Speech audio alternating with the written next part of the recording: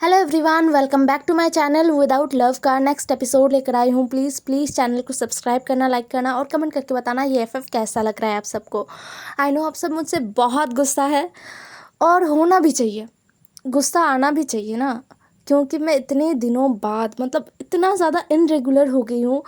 मैं जो हर रोज़ वीडियो डाला करती थी और अब बट मैं क्या करूँ यार, मैं बता नहीं सकती मेरे लाइफ में क्या क्या चल रहा है। एग्ज़ाम सामने, वोट है, उसके लिए भी मुझे जाना है। साथ में शिफ्टिंग का काम हो रहा है क्योंकि हम शिफ्ट होने वाले हैं और ऊपर से मेहमान। तो मैं किसी भी तरीके से खाली नहीं हो पा रही थी। मुझे पूरे दिन में मुश्किल से ही 1 घंटा भी अपना फ़ोन यूज़ करने का टाइम नहीं मिल रहा था। I am really sorry guys, but मैं कुछ नहीं कर सकती। अगले 2 से 3 महीने मेरे ऐसे ही बीतने वाले हैं और फिर जाके शायद मैं रेगुलर हो जाऊँ। हाँ, फिर जाके कंफर्म मैं रेगुलर हो जाऊँगी, लेकिन अगले 2-3 महीने तक ऐसा ही चलता रहेगा मेरे साथ। तो चलिए शुरू करते हैं आज का एपिसोड। पिछले एपिसोड में हमने देखा था कैसे वांगजी ने और शिचनगा ने मिलकर विंग का बेबी शावर अरेंज किया था। वो एकदम ग्रैंड तरीके से नहीं हुआ था, बट उस विलेज में जितने भी लोग थे उनको इनवाइट किया गया था और सभी आए भी थे और अपने दिल से विंग और बेबी के लिए बहुत सारे ब्लेसिंग्स दे रहे थे। उन्होंने बहुत सारे गिफ्ट भी विंग और विंग के बेबी को दिया था। हाँ, उनका गिफ्ट बहुत एक्सपेंसिव नहीं था, बट जो भी था ना वो बहुत प्यार से दिया हुआ था, तो विंग को बहुत ही अच्छा लग रहा था। बेबी शावर ख़त्म होने के बाद वांग जी जैसे ही विंग से थोड़ी देर के लिए दूर गया, वैसे ही विंग को किसी ने किडनैप कर लिया और फिर वांग जी, शिचनगा और सारे विलेज में जितने भी लोग थे ना, जितने भी अल्फाज थे, वो सब विंग को हर जगह ढूंढ रहे थे। और जब वो निराश होने ही वाले थे तभी वांग जी को एक सुराग मिला और उसे मिलते ही वांग जी को पता चल गया कि किसने किसने विंग को अगवा किया था। ये पता चलते ही वांग जी अपने ब्रदर के साथ सीधा गुसू आ गया था। अब हमें गुसू को दिखाया जाता है। गुसू पहुंचते ही वांग जी सीधा अपने अंकल के क्वार्टर में गया। उसने दरवाज़ा नॉक नहीं किया और ना ही अपने अंकल से परमिशन मांगा था, क्योंकि उसका गुस्सा सर पे चढ़ गया था। उसे अभी अपने सामने अपना अंकल नहीं दिख रहा था, उसे बस अपने बच्चे को और अपने ओमेगा को देखना था, उन्हें अपने पास सेफ देखना था। वांग जी के आंखों के सामने बस विंग और बेबी था और कोई नहीं, इसीलिए वो बिना किसी परमिशन के अंकल के दरवाजे को लगभग तोड़ते हुए वो अंदर चला गया था। शिचनगा ने भी वांग जी को नहीं रोका था। शिचनगा भी वांग जी के पीछे पीछे ही अंकल के क्वार्टर के अंदर चले गए थे। अंकल ने जैसे ही वांग जी को ऐसे आते हुए देखा ना, वो गुस्से में आ गए। उन्होंने चिल्ला कर कहा, लान वांग जी, क्या तुम अब क्लैन के रूल्स को भूल चुके हो? तुम क्लैन को छोड़ चुके हो, लेकिन क्लैन में अभी भी रूल्स है। यह सुनने के बाद वांग जी, जिसने सीधा अंकल के आंखों में देखते हुए कहा, अंकल बताइए विंग कहाँ पर है? अंकल के चेहरे पर एक घमंड भरा एक्सप्रेशन था। उन्होंने अपनी दाढ़ी को सहलाते हुए कहा, मुझे क्या पता कि विंग कहाँ पर है? तुम तो उसे लेकर चले गए हो ना, तो अब मुझसे पूछने क्यों आए हो? वांग जी खुद को कंट्रोल कर रहा था कि वो अपना कंट्रोल ना खोए अंकल के ऊपर, इसलिए उसने अपनी आंखों को बंद किया और एक गहरा सा ब्रीथ लिया और कहा, अंकल हमारे पास सबूत है, बताइए विंग कहाँ पर है? वो प्रेग्नेंट है। अब शिचनगा से भी चुप नहीं रहा गया। उन्होंने कहा, अंकल ये आपसे एक्सपेक्टेड नहीं था, बताइए विंग कहाँ पर है? उसे चोट तो नहीं पहुँचा ना? बेबी वो ठीक है ना? अंकल आप ऐसा कैसे कर सकते हो? आप इतना निर्दय कैसे हो सकते हो? अंकल जिनके सर के ऊपर गुस्सा चढ़ गया था, उन्होंने कहा, तुम दोनों भाई, अब एक ओमेगा के लिए तुम दोनों भाई मुझ पर उंगली उठा रहे हो? हाँ शिचन, तुमसे तो मैं ये एक्सपेक्ट नहीं कर रहा था। ये वांग जी, ये तो पहले ही क्लैन को और हम सबको धोखा देकर हमसे बगावत करके चला गया एक ओमेगा की वजह से, और अब तुम इस क्लैन के लीडर हो, तुम ऐसा कैसे कर सकते हो? शिचनगा को भी अंकल की बातों को सुनकर अब गुस्सा आने लगा था। वो इतने शांत रहने वाले इंसान हैं, उन्हें ज़्यादा गुस्सा नहीं आता, वो अपने आप को कंट्रोल करना जानते हैं, लेकिन आज वो खुद को कंट्रोल नहीं कर पा रहे थे, इसलिए उन्होंने कहा, अंकल ये तो आपसे एक्सपेक्ट नहीं किया गया था, आप ऐसा कर भी कैसे सकते हैं। विंग वांगजी का ओमेगा है, विंग हमारे नेक्स्ट हायर को ला रहा है और आपने उसी के साथ ऐसा कुछ करने के बारे में सोचा भी कैसे, और अब आप इस बात से मुकर कैसे रहे हो। अब अंकल को बहुत ही ज़्यादा गुस्सा आ रहा था, बहुत ही ज़्यादा गुस्सा। वो अपने गुस्से को अब अपने अंदर दबाना नहीं चाहते थे, इसीलिए वो अपने पूरे गुस्से को निकालते हुए कहते हैं, तुम दोनों भाई मेरे हाथ से निकल चुके हो, बहुत ज़्यादा बड़े हो चुके हो, है ना। तुम दोनों ने एकदम सही समझा, मैं ही हूँ, मैंने ही उसे वहाँ से, उस कॉटेज से घसीटते हुए बाहर निकाला था, मैं ही उसे यहाँ पर लेकर आया हूँ। तुम्हें क्या लगता है मैंने ऐसा क्यों किया। उस ओमेगा का इतना हिम्मत हुआ कि उसने मेरे नेफ्यू को मेरे खिलाफ भड़काया। उस ओमेगा ने मेरे नेफ्यू के कान में मेरे खिलाफ जहर भरा, तो उसे पनिशमेंट तो देना ही होगा और मैं खुद दूंगा उसे पनिशमेंट। वांग जी, जिसका सब्र का बांध अब टूट गया था, उसने जल्द से अपना बेचन बाहर निकाला और अंकल के गले पड़ दिया और कहा, आपका हिम्मत भी कैसे हुआ मेरे ओमेगा को हाथ लगाने का। अंकल ने जैसे ही वांगजी को ऐसे देखा ना, उन्होंने अपना तलवार निकाल लिया। वो जैसे ही वांगजी पर वार करते उससे पहले ही शिचनगा आ गए थे और अंकल के वार को रोक दिया। शिचनगा के हाथ में भी उनका तलवार था। अंकल जिनके आंखों में खून उतर आया था, उन्होंने कहा, अब तुम दोनों भाई मेरे साथ लड़ोगे उस ओमेगा के लिए।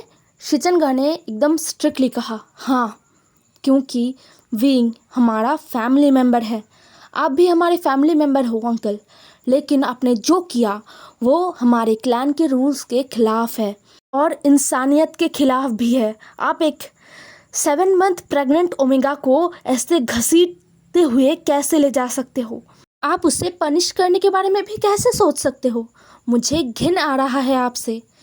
अंकल ने जैसे ही ये सुना ना, उनके चेहरे का एक्सप्रेशन एकदम चेंज हो गया। उन्होंने कहा, क्या क्या तुमने क्या कहा शिचन, घिन आ रहा है, मुझसे घिन आ रहा है। तो एक बात बताओ, मुझे कितना घिन आना चाहिए उस इंसान के ऊपर जिसने मेरी पूरे ज़िंदगी को बर्बाद कर रखा है, जिसकी वजह से मैंने अपने ब्रदर और सिस्टर इन लॉ के आंखों में अपने लिए नफ़रत देखा। तो मुझे कितना ज़्यादा घिन आना चाहिए उससे। अंकल के बातों का मतलब शिचनगा और वांगजी दोनों को ही समझ नहीं आ रहा था, इसलिए वो दोनों कंफ्यूज होके अंकल को देख रहे थे। अंकल अब अपनी तलवार को नीचे झुका लेते हैं और कहने लगते हैं, इस वी वुशान के मदर ने मेरे पूरे लाइफ को डिस्ट्रॉय कर दिया, मेरे ब्रदर और सिस्टर इन लॉ के आंखों में मेरे लिए नफ़रत भर दिया, मेरे लिए घिन भर दिया, मुझे उनके सामने सर उठाकर चलने लायक नहीं छोड़ा और साथ ही में अपने उस शातिर दिमाग से अपने ओमेगा के साथ वांगजी का शादी तय कर दिया। मुझे कितना घिन आना चाहिए। अंकल जिनके आंखों में गुस्सा भरा हुआ था, अंकल कहना शुरू करते हैं। अब हमें फ्लैशबैक दिखाया जाता है जब गुस्सू में वांगजी का फादर न्यू क्लैन लीडर बना। तब वांगजी के मदर और फादर का सोच थोड़ा अलग था, वो कुछ नया करना चाहते थे, इसीलिए उस साल अलग अलग क्लैन से उनके राजकुमार और राजकुमारियों को गुस्सू इनवाइट किया गया पढ़ने के लिए। उस समय जितने भी क्लैन्स थे उन्होंने इस इनविटेशन को एक्सेप्ट भी किया था और उन्होंने अपने ओमेगा राजकुमार राजकुमारियों और अल्फ़ा राजकुमार और राजकुमारियों को भेजा था गुस्सू पढ़ने के लिए। गुस्सू पढ़ने के लिए मैडम यू, जियांग फैमिया, वेन रोहान, जिन ग्वांगशान, कांगसे सरेन, वी चांगसे और भी अलग अलग क्लैन से राजकुमार और राजकुमारियों को भेजा गया था। कांगसे सरेन एक ओमेगा थी, मैडम यू भी एक ओमेगा थी। क्लास के पहले दिन ही अंकल कुरान कांगसे सरेन के प्यार में पड़ गए थे। कांगसे सरेन जो हर किसी से दोस्ती करने में बिलीव करती थी, वो हर किसी से दोस्ती करती, मुस्कुराकर बात करती और घुल मिल जाती। अंकल कुरैन को ये बात बिल्कुल भी अच्छा नहीं लगता था, लेकिन उन्होंने कभी भी इस बात को लेकर शिकायत नहीं किया, क्योंकि वो भी तो एक बस दोस्त ही थे कांगसे सरेन के। धीरे धीरे पढ़ाई आगे बढ़ता गया और कांगसे सरेन का एक अलग ही ग्रुप बनता गया, जिसमें कांगसे सरेन, लैन कुरैन, जियांग फैमिया और वी चांगसे थे। वी चांग से कहने के लिए जियांग सेक्ट का हेड डिसिपल था, लेकिन जियांग फैमिया कभी भी वी चांग से को बस एक हेड डिसिपल के नज़रिए से नहीं देखता था। जियांग फैमिया हमेशा से वी चांग से को अपना दोस्त, अपना भाई माना करता था। इसलिए इन चारों का दोस्ती धीरे धीरे पक्का होता गया, लेकिन इन दोस्ती में नज़र लगना तो बनता था, क्योंकि लैन कुरैन तब बहुत ही ज़्यादा पॉपुलर थे। लैन क्लैन के यंग जेट थे वो, तो उनका पॉपुलैरिटी बहुत ज़्यादा था। और लोटस पियर के राजकुमार जियांग फैमिया वो भी बहुत अच्छे थे। वो एक अल्फ़ा थे और उनका भी नाम बहुत अच्छा था कल्टीवेशन वर्ल्ड में। साथ ही में वी चांग से भी कुछ कम नहीं जाते। वी चांग से को हर एक इंसान जानता है, कुछ बस उसका मजाक बनाने के लिए उसे जानते हैं, क्योंकि वो एक हेड डिसिपल है और कुछ नहीं। इस ओहदे को लेकर उसे मजाक उड़ाने के लिए कुछ लोग उसे पहचानते थे, और बाकी वी चांग से का कल्टीवेशन स्किल, जिसकी वजह से पूरा कल्टीवेशन वर्ल्ड उसे जानता था। तो भला इस ग्रुप को नज़र कैसे ना लगे। तो इन चारों को देखकर सब बहुत ज़्यादा जलस हुआ करते थे। उनमें से सबसे ज़्यादा मैडम यू और वेन रोहान और साथ में जिन ग्वांगशाओ, ये तीनों सबसे ज़्यादा। इन तीनों का भी एक अलग ग्रुप था, जिनमें बाकी के जो अल्फ़ा राजकुमार थे ना, जो कल्टीवेटर वहाँ पर पढ़ने के लिए आए थे अलग अलग सेक्ट से, वो भी शामिल थे। तो सभी गॉसिप किया करते थे, बट इन चारों को कोई भी फ़र्क नहीं पड़ता था। तो दिन हंसी खुशी ऐसे बीत रहा था, लेकिन दोस्ती कैसे वक्त के साथ साथ प्यार में बदल रहा था, ये किसी को भी ढंग से समझ आया ही नहीं था। जब तक समझ आया था तब तक बहुत देर हो चुका था, क्योंकि प्यार तो पहले ही हो चुका था। अब कुछ किया नहीं जा सकता। वो महीना आखिरी महीना था सबकी पढ़ाई का। उसके बाद सभी अपने अपने सेक्ट लौट जाने वाले थे, हमेशा के लिए अलग होने वाले थे। तो अब बस अपने प्यार को सब पाना चाहते थे, अपने प्यार को इजहार में बदलना चाहते थे। वो महीना बहुत ही दर्द देने वाला महीना था, क्योंकि एक के बाद एक हर किसी का दिल टूट रहा था। मैडम यू जो एक ओमेगा तो थी, लेकिन वो बहुत डोमिनेंट थी। उन्हें अपना फैसला दूसरों को सुनाने में बहुत अच्छा लगता था बचपन से ही। इसलिए उन्होंने अपने दिल की बात को अपने तक नहीं रखा, और उन्होंने पहले जियांग फैमिया को अपना लव कन्फेस किया था। जियांग फैमिया ने तुरंत ही उनके लव कन्फेशन को रिजेक्ट कर दिया, ये कहते हुए कि वो किसी से प्यार करते हैं। उसके बाद लैन कुरैन ने भी अपने फीलिंग्स को दबाए रखना सही नहीं समझा, इसीलिए उन्होंने भी अपने फीलिंग्स कांगसे सरन के सामने रख दिया। उन्होंने कांगसे सरन से अपने प्यार का इजहार किया। कांगसे सरन ने भी लैन कुरैन का दिल दुखाया और कहा कि वो किसी और से प्यार करती है। यह सुनकर उनका दिल बहुत दुखा था, लेकिन उन्होंने खुद को समझा लिया कि नहीं, कांगसे सरन अगर किसी और से प्यार करती है तो वो खुश है, वो खुश रहेंगे और कांगसे सरन को भी बहुत सारे ब्लेसिंग्स देंगे। ऐसा कुछ उनके दिमाग में आ रहा था, लेकिन ये बहुत बड़ा गॉसिप में बदल गया। पहले जियांग फैमिया ने जिस तरीके से मैडम यू का प्रपोज़ल रिजेक्ट किया, और उसके बाद जैसे कांगसे सरन ने लैन कुरैन का प्रपोज़ल रिजेक्ट किया था, उससे सभी को ऐसा लगना शुरू हो गया था कि जियांग फैमिया और कांगसे सरन डेट कर रहे हैं, उनके बीच शायद प्यार का रिश्ता होगा।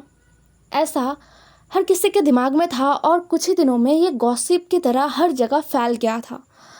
ये मैडम यू के कानों में भी आया था और लैन कुरैन के कानों में भी। उनको अच्छा तो नहीं लगा। मैडम यू को कांगसे सरन से शुरुआत से ही नफरत था, क्योंकि कांगसे सरन हमेशा ही जियांग फैमिया का पूरा अटेंशन पा लेती थी, और कांगसे सरन बहुत ज़्यादा सुंदर थी, बहुत ज़्यादा। हाँ, कांगसे सरन किसी बड़े राजघराने से नहीं आती थी, वो किसी क्लैन का राजकुमारी नहीं थी, लेकिन कांगसे सरन का ओहदा यहाँ पर सबसे बड़ा था, क्योंकि वो इनमॉर्टल बाओशन सरन की बेटी थी। इसीलिए कांगसे सरन का ओहदा यहाँ पर सबसे ज़्यादा हाई था। हालांकि कांगसे सरन कभी भी दिखावा करने वाली ओमेगा नहीं थी, वो हमेशा सिंपल रहती थी, और वो कभी भी अपनी मदर के नाम का यूज़ कहीं भी नहीं करती। लेकिन मैडम यू इतना नफरत करती थी कांगसे सरन से कि कांगसे सरन जो भी कुछ करती थी, कुछ अच्छा भी कर ले वो, तो भी मैडम यू को लगता था कि बस कांग्से सरन दिखावा कर रही है और कुछ नहीं।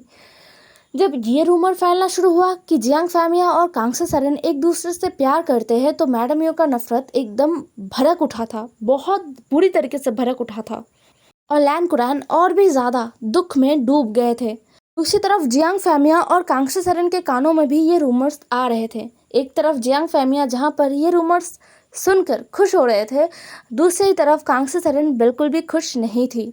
कांग्से सरन कुछ भी क्लियर कर पाती उससे पहले ही जियांग फैमिया ने कांग्से सरन के सामने अपने दिल का हाल बता दिया।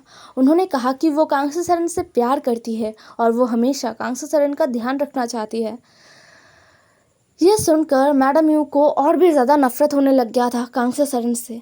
लेकिन कांग्से सरन का जवाब सबको हिला देने वाला था। कांग्से सरन ने सीधा ही जियांग फैमिया के मुंह पर उसे मना कर दिया।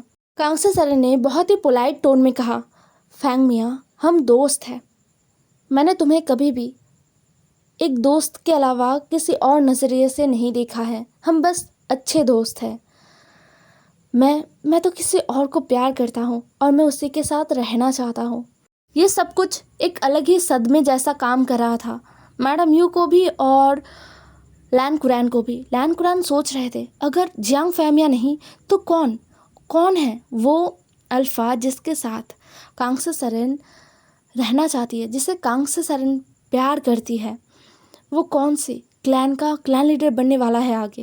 लेकिन लैन कुरान का जो सोच है वह तुरंत ही स्टॉप हो गया कांग्से सरन की बात को सुनकर। कांग्से सरन सभी के सामने एक लाउड वॉइस में कहते हैं, मैं वी चांगसे से प्यार करता हूँ। वी चांगसे भी मुझसे प्यार करते हैं और हम दोनों एक साथ रहने वाले हैं। हम शादी भी करने वाले हैं। मैंने अपनी मदर से भी इस बारे में बात कर लिया है। वी का इस दुनिया में कोई नहीं है, इसलिए वी ने किसी को अभी तक बताया नहीं था। बट जो यहाँ पर झूठी चीज़ें मेरे बारे में फैलाया जा रहा था या फिर फैल रहा था, मुझे इनसे बहुत ज़्यादा ही परेशानी हो रहा था। इसलिए मैं आप सभी से ये कह रहा हूँ कि मैं वी से प्यार करता हूँ और मैं उसी के साथ रहना चाहता हूँ। ये कहते हुए कांग्से सरन वी चांगसे की तरफ देखने लगे। वी चांगसे भी अपने फेस पर एक नरमी लाके कांग्से सरन को देख रहे थे। लेकिन ये बातें हर किसी के लिए एक झटके से कम नहीं था। कांग्से सरन कहाँ महागुरु बाओसन सरन की बेटी है। वो ऐसे ही किसी क्लैन के नॉर्मल हेड डिसिपल से शादी कर सकता है। सभी इस बारे में गॉसिप कर रहे थे, बट इस बार कांग्से सरन ने किसी को भी नहीं रोका बात करने से। ये सब उसी दिन ख़त्म तो हो गया था, लेकिन एक अलग ही तूफान उमड़ रहा था कांग्से सरन के ज़िंदगी में। लैन कुरान को ये बात बिल्कुल भी नहीं भाया। वो खुद को कंपेयर करने लगे थे वी चांगसे से। वो बहुत ज़्यादा गुस्से में आ गए थे। अगर कांग्से सरन किसी और अल्फ़ा राजकुमार को चुनता तो लैन कुरान खुद को समझाता कि हाँ, वो किसी अल्फ़ा राजकुमार जो बड़े घराने से ताल्लुक़ रखता है, जिसका पावर बहुत है, उसे चुना है। ये सोचकर लैन कुरान खुद को समझा पाता। लेकिन वी चांगसे से दोस्ती हाँ किया था, लेकिन कभी भी लैन कुरान ने वी चांगसे को उस काबिल नहीं समझा था। अब कांग्से सरन और वी चांगसे के प्यार के बात को सुनकर वो बौखला उठे थे। उन्हें बहुत गुस्सा था, बहुत ज़्यादा गुस्सा आ रहा था वी चांगसे के ऊपर भी और कांग्से सरन के ऊपर भी। अभी ज़्यादा दिन बचा नहीं था, बस 15 दिन ही बच गए थे। उसके बाद सभी अपने अपने क्लैन लौट जाएंगे, अपने अपनी जगह, अपने अपने घर लौट जाएंगे। तो लैन कुरान के पास ज़्यादा समय नहीं था, इसलिए लैन कुरान बहुत ही शिद्दत से कांग्से सरन को ये समझाने में जुट गए थे कि वी चांगसे कांग्से सरन के लायक नहीं है। लेकिन किसी भी हालत में कांग्से सरन ये बात एक्सेप्ट कर ही नहीं रहा था। वो हर बार ये कह रही थी कि नहीं, वी मेरे लिए सबसे अच्छा है, मैंने उसे अपना दिल दिया है, हम दोनों एक दूसरे से सच्चा प्यार करते हैं और वो मुझे हमेशा खुश रखेगा। लैन कुरान बहुत ही गुस्से में थे। उन्होंने कहा, कांग्से सरन, तुम क्या पागल हो गए हो? तुम्हें पता नहीं चल रहा कि तुम क्या बोल रहे हो? वो वी चांगसे, उसके पास है ही क्या कि वो तुम्हें खुश रखे? वो एक क्लैन का नॉर्मल हेड डिसिपल है और कुछ भी नहीं। उसके पास ना पैसा है ना पावर है। वो तुम्हें कैसे खुश रख सकता है? दूसरी तरफ कांग्से सरन, जिनके चेहरे पर एक बहुत ही प्यारा स्माइल था, उन्होंने कहा, कुरैन शांत हो जाओ, तुम इतना गुस्सा क्यों हो रहे हो? और दो इंसान के खुश रहने के लिए पैसा पावर नहीं चाहिए, प्यार चाहिए होता है। जो प्यार भर भर के है वीक के पास, जो कभी ख़त्म नहीं होगा। तो मैं हमेशा वीक के साथ खुश रहूँगा। मुझे पैसा नहीं चाहिए, पावर नहीं चाहिए, मुझे बस एक छोटा सा घर चाहिए जहाँ पर मैं वीक के साथ खुश रहूँ। लैन कुरैन को कांग्से सरन की बातों को सुनकर बहुत ही ज़्यादा गुस्सा आ रहा था। उन्हें लग रहा था वी चांग से ही होंगे जिन्होंने कांग्से सरन का दिमाग एकदम घुमाया है, चबाया है। कांग्से सरन इतनी बेवकूफ़ तो नहीं है, वो बहुत ही इंटेलिजेंट है। वो एक ओमेगा है, लेकिन वो अल्फाज के टक्कर में लड़ती है। उसके पास कल्टीवेशन पावर बहुत ज़्यादा है, तो फिर वो ऐसे बेवकूफ़ों की तरह बात कैसे कर सकता है? अब अंकल को कौन समझाए कि प्यार अच्छे अच्छे को सब कुछ भुला देता है। जब प्यार होता है शिद्दत वाला, तो ना देखा जाता है पैसा ना पावर, तब तो बस खुले आसमान के नीचे भी स्वर्ग दिखता है। खैर, धीरे धीरे दिन बीत रहा था। अब बस एक हफ्ता बचा था सबके घर वापसी का, और अभी तक लैन कुरैन को समझ नहीं आया कि वो कैसे कांग्से सरन को वी चांगसे से दूर करे। उनके नज़रिए में कांग्से सरन इससे ज़्यादा अच्छा डिज़र्व करता है, वी चांगसे को तो बिल्कुल नहीं। उन्होंने वी चांगसे को भी धमकाने की कोशिश किया था, लेकिन वी चांगसे के ऊपर इसका कोई असर हुआ नहीं। वी चांगसे जो बहुत ही पोलाइट वे में सबके साथ पेश आते थे, असलियत में वो बहुत शांत थे, एकदम वांगजी की तरह। हाँ, उनका नेचर एकदम वांगजी की तरह था। वो जितना शांत रहते थे उतना ही उनके अंदर इंटेलिजेंट भी था। वो बहुत अच्छे थे कल्टीवेशन स्किल में, और वो आसानी से गुस्सा नहीं होते थे। वो हर एक बात को बहुत ही समझदारी से सुलझाते थे। इसीलिए जब लैन कुरैन वी चांगसे के पास आए और उन्होंने वी चांगसे को धमकाने की कोशिश किया, जब उन्होंने वी चांगसे को कांग्से सरन के साथ गलत करना या फिर वी चांगसे को प्रोवोक करने की कोशिश कर रहे थे कि तुम्हारे पास है ही क्या, तुम क्या कर रहे हो, तुम एक अच्छे कांग्से सरन कहाँ पर है, बाओसन सरन की बेटी को तुम ऐसे बहला फुसला कर अपने पास ले रहे हो, ऐसा कुछ कहते हुए वो वी चांगसे को प्रोवोक करने की कोशिश कर रहे थे। वी चांगसे को अपने आप पर गिल्ट महसूस कराने की कोशिश कर रहे थे, लेकिन ऐसा कुछ हुआ नहीं था। वी चांगसे बहुत ही शांति से ये सब कुछ सुन रहे थे, क्योंकि उनको पूरा माजरा तो पता ही था। उनके सामने ही दो इंसानों ने उनकी सबसे प्यारी चीज़, उनका दिल, उनका जो कांग्से है, उसे प्रपोज किया था। उस समय वी चांगसे को गुस्सा तो बहुत आया था, लेकिन वो बहुत शांत इंसान है और वो ऐसे ही खामोखा लड़ना झगड़ना पसंद नहीं करते। जब कांग्से सरन का बात आए तब वो बहुत ही ज़्यादा शांत और समझदारी से बात को संभालने वाले इंसान हैं। उन्हें पता है कि कांग्से सरन कितना ज़्यादा हाइपर है। तो उस वक्त जब उन्होंने देखा कि कांग्से सरन बात को खुद ही हैंडल कर रहे हैं, तो वो बस शांत रह गए थे, और अभी वो पूरा समझ पा रहे थे कि क्या हो रहा है।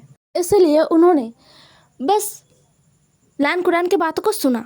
उनमें ना उन्होंने रिएक्ट किया और ना ही वो गुस्सा हुए। उन्होंने कुछ भी रिएक्शन नहीं दिया था। तो लैन कुरैन बहुत ही ज़्यादा गुस्से में आ गए। तो उनको पता चल गया था कि वी चांगसे के पास आके कुछ भी नहीं हो सकता। इस दौरान उन्होंने एक दिन रैंडमली लाइब्रेरी में कांग्से सरन और वी चांगसे को करीब आते हुए देखा था। इतना करीब जितना वो सोच नहीं सकते। हालांकि वो इंटीमेट नहीं हो रहे थे, वो बस करीब थे, किस कर रहे थे और बस टचेस कर रहे थे। कांग्से सरन को वी चांगसे के इतने करीब देखकर, इतना कंफर्टेबल देखकर कुरैन को बिल्कुल भी अच्छा नहीं लगा। उसके आंखों में आग उतर आया था। उसका सारा समझदारी, सब कुछ कहीं दूर भाग गया था। कुरैन अब जैसे भी हो कांग्से सरन को अपना बनाना चाहता था, इसीलिए वो लाइब्रेरी के पास ही छुप गया। वी चांगसे जब कांग्से सरन से अलग हुआ तो कांग्से सरन का पूरा चेहरा एकदम रेड था। वी चांगसे को बहुत अच्छा लगता था कांग्से को ऐसे देखना। कांग्से जो अपने टमाटर जैसे चिक्स को छुपाते हुए कहता है, वी तुम बहुत ही ज़्यादा शेमलेस हो, तुम कैसे ऐसे मेरे पास आ सकते हो। वी चांगसे अपना मुंह बनाते हुए बोलते हैं कि मैं तुम्हारे पास आया था, तुम हो जो मुझे प्रोवोक करते हो हर बार। यह सुनकर कांग्से सरन बस एक पाउट बना लेती है। वी चांग से ये देखकर स्माइल करते हुए वहाँ से निकल गए थे। वी चांग से जैसे ही वहाँ से निकल गए ना, उस मौके का पूरा फ़ायदा उठाकर लैन कुरैन लाइब्रेरी में आ गए थे। अचानक से लैन कुरैन को देखकर कांग्से सरन थोड़ा सा हैरान हो गई थी, लेकिन तुरंत ही वो नॉर्मल होते हुए कहती है, कुरैन क्या तुम यहाँ पर कुछ पढ़ने आए हो? मुझे भी कुछ काम है, जाने से पहले मुझे कुछ बुक्स को कंप्लीट करना है। ऐसे ही बातें करते हुए कांग्से सरन अपने बुक्स को इकट्ठा कर रही थी, लेकिन तुरंत ही उनके कानों में एक धड़ाम का आवाज़ हुआ, जो सुनकर कांग्से सरन दरवाजे की तरफ देखते हैं। दरवाजे को अंदर से बंद किया गया था। लैन कुरैन दरवाजे पर साइलेंसिंग स्पेल लगा रहा था। कांग्से सरन हैरान होते हुए कहते हैं, कुरैन क्या कर रहे हो? यहाँ पर तुम स्पेल क्यों लगा रहे हो और दरवाज़ा क्यों बंद किया? मुझे बाहर जाना है, इन बुक्स को लेकर दरवाज़ा खोलो। बट लैन कुरैन वो एकदम शांत थे। कांग्से सरन अब थोड़ा झल्लाते हुए कहते हैं, कुरैन तुम मेरी बातों को सुन क्यों नहीं रहे हो? दरवाज़ा खोलो, मुझे निकलना है। बट अभी भी एकदम शांति था, कोई जवाब नहीं आया था लैन कुरैन की तरफ से। हे एवरीवन, आज का एपिसोड यहीं पर ख़त्म होता है। कल एक न्यू एपिसोड आएगा, कल ज़रूर आएगा, ठीक है? बाय बाय, कल मिलते हैं।